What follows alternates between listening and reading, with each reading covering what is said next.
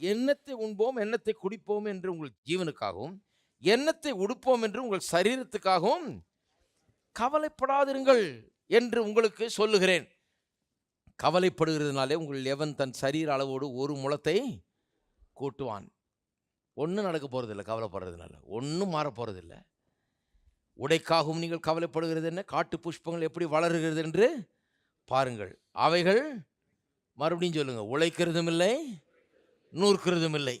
ஆகையால் எண்ணத்தை உண்போம், எண்ணத்தை குடிப்போம். மறுபடியும் ஆரம்பிச்சுக்கிட்டாரு.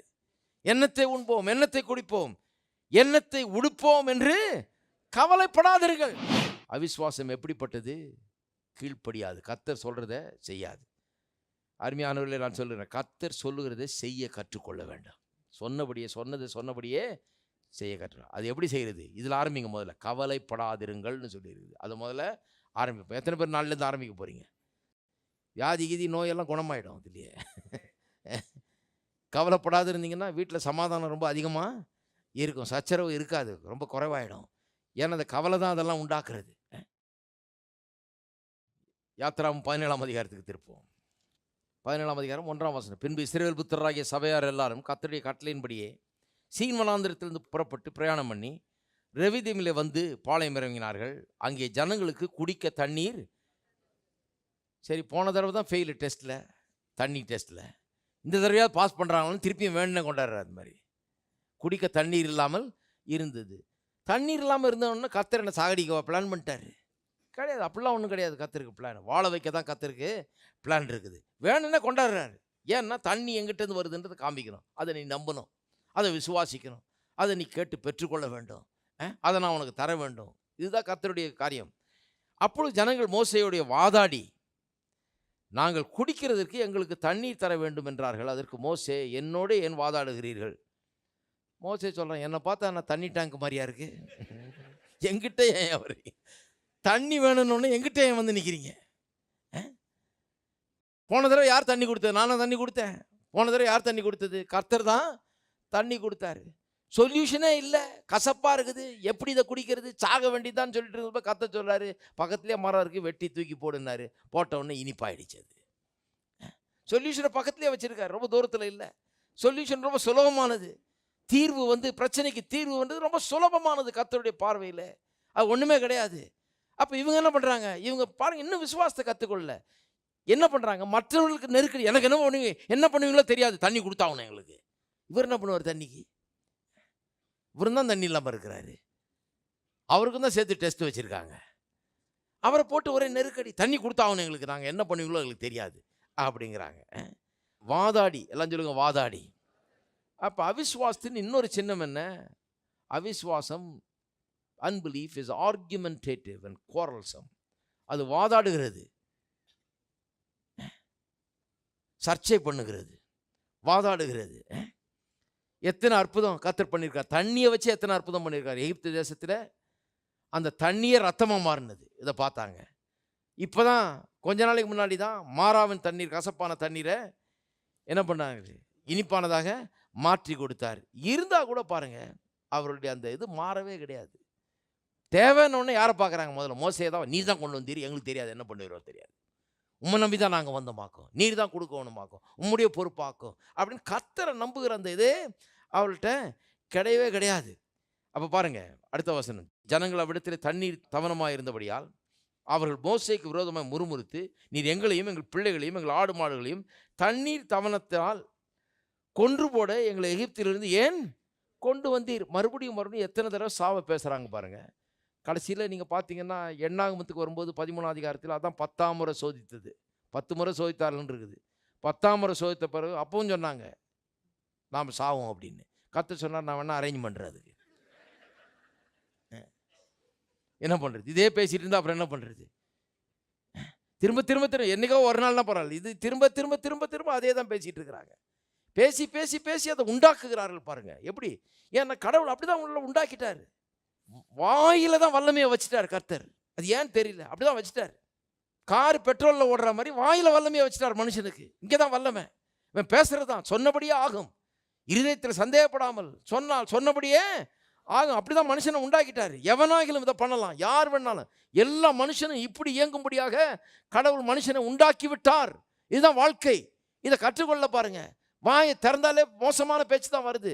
நாங்கள் சாவோம் சாவோம் சாவோன்னு பேசிக்கிட்டே இருக்கிறாங்க. 4ஆம் வசனம், மோசே கர்த்தரை நோக்கி கூப்பிட்டு, இந்த ஜனங்களுக்கு நான் என்ன செய்வேன்? இவர்கள் என் மேல் கல்லெறிய பார்க்கிறார்கள் என்றான். கல்லெறித்து திட்டம் போட்டுட்டு இருக்கிறாங்க. இவரை சிவந்த சமுத்திரத்தை கடக்க செய்தால், எத்தனை அற்புதத்தை செய்தால், எவ்வளோ பெரிய தேவனுடைய மனுஷன், இவருக்கே இந்த நிலைமை. பாவம் பாஸ்டர். அப்பொழுது கர்த்தர் மோசேயை நோக்கி, நீ இஸ்ரவேல் மூப்பர்கள் சிலரை உன்னோட கூட்டிக் கொண்டு நீ நதியை அடித்த உன் கோலை உன் கையில் பிடித்து கொண்டு ஜனங்களுக்கு முன்னே நடந்து போ. மோசேக்காவது தெரிஞ்சிருக்கணும். மோசேயும் கொஞ்சம் இப்போ வீக் ஆகுறாரு.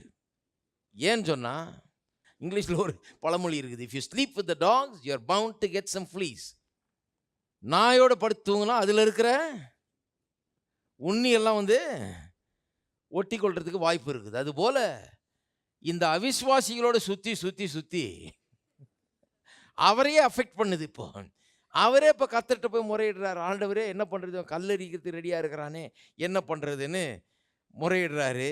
கர்த்தர் சொல்கிறாரு, அந்த கோல் எங்கே? எந்த கோல்? அந்த கோலில் தானே எகிப்தில் இருக்கிற நதியை அடித்த அப்போ ரத்தமாக மாறுனுச்சு இல்லையா? அந்த கோல் ஞாபகம் இல்லையா உனக்கு? இதை வச்சு பெரிய அற்புதம்லாம் பண்ணலாம். அந்த கோல் எடுத்துக்க கையில்ன்றார், ரெடியாக வச்சிருன்றாரு. அங்கே ஓரேபில் நான் உனக்கு முன்பாக கண்மலையின் மேல் நிற்பேன், நீ அந்த கண்மலையை அடி, அப்பொழுது ஜனங்கள் குடிக்க அதிலிருந்து தண்ணீர் புறப்படும் என்றார். நான் சொல்கிறேன், கர்த்தர் நீங்கள் கற்பனை கூட பண்ணி பார்க்க முடியாத தீர்வுகளை எப்போதும் வச்சிருக்கிறார். யாராவது யோசிச்சிருப்பாங்களா அந்த மலையை பார்த்து இதை அடித்தா தண்ணி வரும்னு? நினச்சே பார்க்க முடியாது. வானத்தை பார்த்து அங்கேருந்து அப்பம் வரும்னு யாராவது யோசிப்பானா? யோசிக்கவே மாட்டான். மரத்தை பார்த்து இந்த மரத்தை வெட்டி தண்ணியில் போட்டால் இனிப்பாகன்னு யாராவது யோசிப்பாங்களா?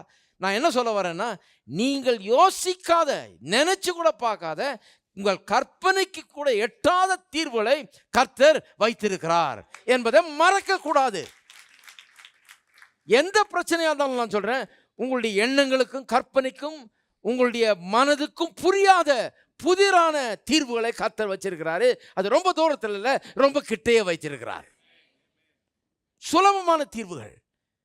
யோசித்திருப்பான, தண்ணியே இல்லை, எங்க இருந்தா தண்ணி கொண்டு போறாருன்னு கல் எடுத்து அடிக்க ரெடி ஆயிட்டான். கர்த்தர் தடி எடுத்துக்க, ஒன்றும் இல்லை, அந்த கண்மலையின் மேலே நான் போய் நிற்கிறேன், நீ அந்த கண்மலையை அடி, அங்கிருந்து தண்ணி வருங்கிறாரு. அப்படியே மோசே இஸ்ரவேல் மூப்பரின் கண்களுக்கு முன்பாக செய்தான். இஸ்ரவேல் புத்திரர் வாதாடி நிமித்தமும் கர்த்தர் எங்கள் நடுவில் இருக்கிறாரா இல்லையா என்று அவர்கள் கர்த்தரை பரீட்சை பார்த்தது நிமித்தமும் அவன் அந்த ஸ்தலத்துக்கு மாசா என்றும் மேரிபா என்றும் பெயரிட்டான். அப்போ பாருங்கள், அந்த கண்மலை அடிக்கிறான்னு அந்த கதையை பார்த்தீங்கன்னா, லட்சக்கணக்கான மக்கள் குடிக்கத்தக்கதாக, அவருடைய ஆடு மாடுகள்லாம் குடிக்கத்தக்கதாக, மிருக ஜீவன்லாம் குடிக்கத்தக்கதாக அவ்வளவு தண்ணி. ஹலோ, இருக்கீங்களா? வனாந்தரத்தில், காட்டில், ஒன்றுமே இல்லாத இடத்துல, தண்ணிக்கு வாய்ப்பே இல்லாத இடத்துல கண்மலையிலிருந்து கர்த்தர் தண்ணி வரும்படி செய்கிறார். எத்தனை பேர் நம்புறீங்க கர்த்தர் அற்புதமானவர் என்பதை? அவர் இன்றைக்கு மாறிவிட்டாரா? அவருடைய குணம் மாறிவிட்டதா? அவருடைய வல்லமை குறைந்து விட்டதா? அவர் அற்புதம் செய்கிறது நிறுத்திட்டாரா? இன்றைக்கு அவர் எந்த விதத்தில் மாறி இருக்கார்? நான் சொல்கிறேன், நான் சொல்லுகிறேன், இயேசு கிறிஸ்து நேற்றும் இன்றும் என்றும் மாறாதவராய் இருக்கிறார். இன்றைக்கு அவர் உங்களுடைய ஆண்டவராய் இருக்கிறார். உங்களுக்கும் அதை செய்ய வல்லவராய் இருக்கிறார். அதை அவர் செய்ய முடியும். ஆனால் அந்த அவிசுவாசம் என்ன பண்ணுது? வாதாடி வாதாடி பாருங்க, வாதாடியே கெடுக்குது. என்ன வாதாடினாங்களா? அவங்க கர்த்தரை பரீட்சை பார்த்தாங்க. எப்படி பார்த்தாங்க? கர்த்தர் எங்கள் நடுவில் இருக்கிறாரா இல்லையா என்று. Is God among us or not அப்படின்னு கேட்டாங்களா அவங்க. கர்த்தர் மட்டும் இருக்கிறாரா இல்லையா? எங்க போனார் அவரு? ஒரு நெகட்டிவ் சர்காஸ்டிக் பேச்சு, கிண்டலான பேச்சு. எங்க அவரு? ஆமா, அங்க அப்படி பண்ணார், இங்க பண்ணுவாரா? வனாந்தரத்தில் நமக்கு என்ன விருந்தா பண்ண போறாரு அவரு? வனாந்தரத்தில் எப்படி தண்ணி உண்டாக்குவாரு? எங்க எப்படி பண்ணுவாரு? எத்தனை முறை நான் கேட்டிருக்கிறேன், இன்றைக்கு மக்கள் பேசுகிறது கேட்டிருக்கேன், திரும்ப திரும்ப கேட்டிருக்கிறேன். கர்த்தர் பண்ணுவார். எப்படி பண்ணுவாராக்கும் அப்படி நான் சொல்லுறேன், பண்ணுவார், கண்டிப்பா பண்ணுவார். ஏனென்றால் கர்த்தர் கர்த்தராய் இருக்கிறார். கர்த்தரை சோதிக்க கூடாது. பாருங்க, பிசாசானவன் இயேசுவை சோதித்தான். அப்ப என்ன சொன்னான்? இந்த ஆலயத்தின் உப்பரியிலிருந்து நீர் தாழ குதியும், தேவதூதர்கள் உண்மை ஏந்துவார்கள். சங்கீதம் 91 அவன் வாசித்திருக்கான். நல்லா அவன் வாசித்துட்டு இவருக்கு சொல்கிறான், அதில் அப்படி எழுதியிருக்குதே, அதனால குதியும் நீர் அப்படின்னு சொல்லி அவர் கத்துறான். இவர் எப்படியாவது குதிச்சா இவரை கொண்டுடலான்னு ஐடியா அவனுக்கு. அவன் ஒன்றும் பெரிய நன்மை செய்கிறவன் கிடையாது. குதியும்னு கற்றுத்தர்றான் பாருங்க. அவன் கற்று தந்த உடனே கர்த்தர் அதை டக்குன்னு ரெக்கக்னைஸ் பண்ணிட்டார். ஏன்? அது என்ன? இந்த கர்த்தரை சோதிக்கிற புத்தி அது. அவன் சொல்றது என்ன? அங்க எழுதி இருக்குதே, அப்ப குதிச்சு பாரு. சாவுக்கு ஏதான எதுவோ எதை குடித்தாலும் அது சேதப்படுத்தாது. நான் ஒரு டிவியில் பார்த்துட்டு இருக்கேன் பாருங்க, ஒரு கிறிஸ்தவரும் ஒரு கிறிஸ்துவ அறியாத ஒரு மனுஷன், கிறிஸ்துவுக்கு எதிரான ஒரு மனுஷனும் வாதாடிட்டு இருக்கிறாங்க. அந்த ஆள் சொல்றாரு, சாவுக்கு ஏதுவான எதுவும் குடித்தா அவங்களை சேதப்படுத்தாதுன்னு இருக்க, குடிச்சு காமிங்க பார்ப்போம். அதுதான் கூடாதுன்றது. கர்த்தரை சோதிக்கிறது, அது கர்த்தரை பரீட்சை பார்க்கறது. இப்படி சொல்லி இருக்குதே, செய்து பாருங்க. மேலேருந்து குதிச்சா தேவதூதர்கள் ஏந்தி கொண்டு போவாருன்னு சொல்லி இருக்குதே, குதிச்சு பாரு. இதை செஞ்சு காமியும். எத்தனை பேர் சொல்லியிருக்காங்க, இதை சோமாக்கி காமியும், இவரை சோமாக்கி காமியும், இவரை சரியாக்கி காமியும். இதுதான் கர்த்தரை பரீட்சை பார்க்கறது. அது வந்து அவிசுவாசத்திலிருந்து வருகிறது. அது அவிசுவாசத்தின் உள்ளத்திலிருந்து கிளம்புகிற வார்த்தைகள். இயேசு சொல்றாரு, உன் தேவனாகிய கர்த்தரை பரீட்சை பாராதிருப்பாயாக என்றும் எழுதியிருக்கிறதே. நல்லா கவனிங்க, ஒரு காரியத்தை சொல்லி முடிக்கிறேன். உன் தேவனாகிய கர்த்தரை பரீட்சை பாராதிருப்பாயாக என்றும், எல்லாம் சொல்லுங்க, என்றும். என்றும்னா இப்படியும் எழுதியிருக்கிறதே. ஏன் அப்படின்னு சொல்றாருன்னா, அவன் ஒரு வசனத்தை கோட் பண்ணா, இவர் என்ன பண்றாரு, அப்படி மட்டும் எழுதி இல்லப்பா, இப்படியும் எழுதியிருக்கிறதே. விசுவாசிகள் எழுதியிருக்கிறதே என்று சொல்ல கற்றுக்கொண்டால் மட்டும் போதாது, இப்படியும் எழுதியிருக்கிறதே என்று சொல்ல கற்றுக்கொள்ள வேண்டும். புரிஞ்சுக்கிட்டீங்கன்னு நினைக்கிறேன். எழுதி இருக்கிறதுன்னு சொல்றதுக்கு நிறைய விசுவாசிகள் இருக்கிறாங்க. இங்க எப்படி எழுதி இருக்குது, சங்கீதம் 23 எப்படி எழுதி இருக்குது, 91 எப்படி எழுதி இருக்குது, அது எழுதி இருக்குது. ஆனா அவங்களுக்கு வந்து ஒரு வசனத்தை இன்னொரு வசனத்தோட ஒப்பிட்டு பார்த்து எதை செய்யணும் செய்யக்கூடாதுன்றத அந்த அறிவு இல்லாமல் இருக்கிறது. இப்படியே வசனத்தை அப்படியே ராவா கோட் பண்ணுவாங்களே ஒழிய, அதில் உள்ள சத்தியத்தை சரியா அறிந்து பகுத்து அறிகிற அந்த ஆற்றல் அவர்களுக்கு இல்லாமல் இருக்கிறது. பகுத்து அறியக்கூடியவர்களாக இருக்கணும்.